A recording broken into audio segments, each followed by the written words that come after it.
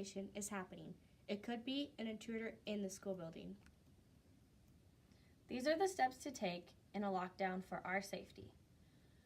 First, the teacher will quickly look in the hall for any students that need to be brought into the classroom.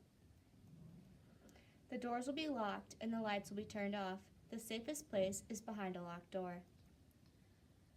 Next, students and teachers will go into an area in the classroom that is out of sight from windows, and a plan will be made. It may be to stay put for a while to determine where the intruder is or how to get out through a window or door. If you get out of the building, go to a safe place until first responders arrive. Here are some things to think about with a lockdown.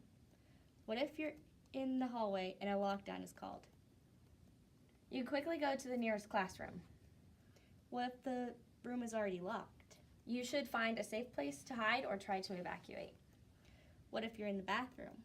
Find a safe place to hide or try to evacuate, or both. What if you're in the gym? You should follow the instructions of your teacher. Find a safe place to hide or try to evacuate. Should you open the door for anyone? No. The administration or first responders will unlock the door when it is safe. What can you do if an intruder, if you're in a classroom and an intruder comes in?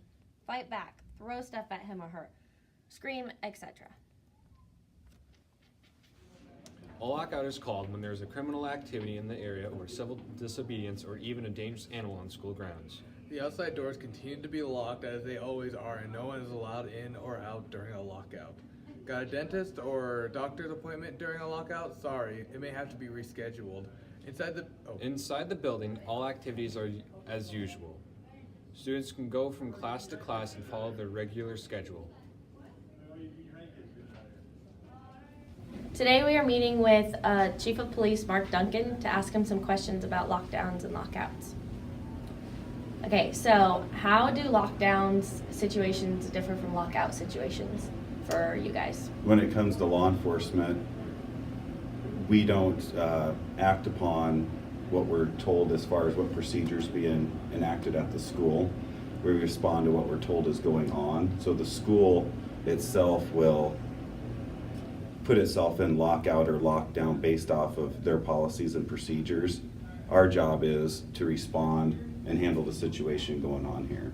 So when it comes to lockdown and lockout, it's up to the school to determine that. We just handle the situations that are going on here if we're called. All right, so what type of training do emergency personnel like yourself have to go through so you're qualified for these situations? Well, there's numerous situations that could happen. The one that you see on the news and hear about the most is shootings, but we take training in defensive tactics, shooting our handgun, qualifying on it, using other types of firearms. Given the reason we have so many different types of firearms too is you can use them for different situations, long range, short range, stuff like that. We take active shooter training, how to respond to somebody that is actively shooting. We also take other training when it comes to how to handle situations where we just need to diffuse and stuff like that.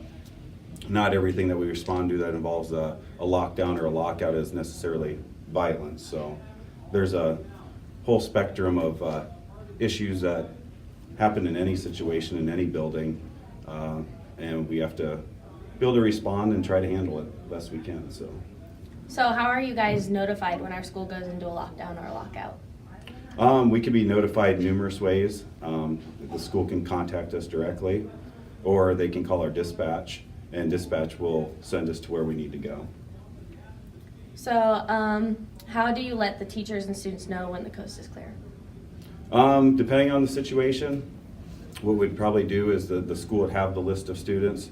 They've taken many measures to prepare for potential things that could happen.